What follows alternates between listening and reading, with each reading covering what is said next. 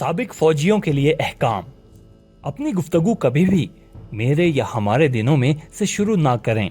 ये आपके दिन नहीं हैं, सब कुछ बदल गया है। ये आप ही हैं जो अब पुराने हो चुके हैं, इसलिए सुकून करें।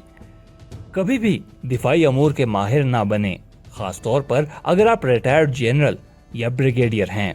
अगर आप दौरान सर्विस चीजों को बेहतर नहीं बना सके तो दूसरों को ये मत बताएं कि अब इसे कैसे करना है। कौमी टीवी और सोशल मीडिया या व्हाट्सएप ग्रुप्स पर कभी भी एक दूसरे की टांग ना खींचें, खास करके अगर आप रिटायर्ड जनरल हैं। ये इंतहाई गैर मुहज्जिब अमल है। अपनी शिकायत को आवाम के सामने मत जाहिर करें।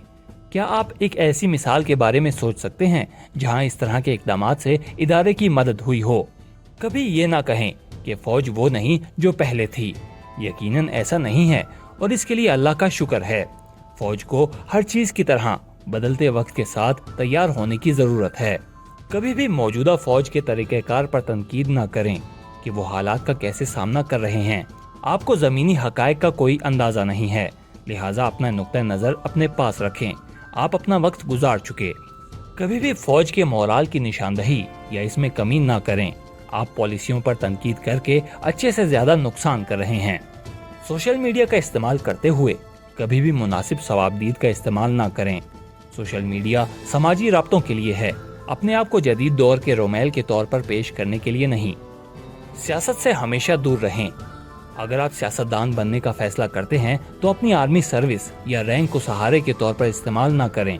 कभी भी अपने साबिक मातहतों से हिमायत या अतात की तवक्को ना रखें। मातहत आपकी खिदमत में थे तो शायद आपसे खौफजदा थे, लेकिन अब वो नहीं रहे। खामोशी और आजिज़ी इख्तियार करना सीखें।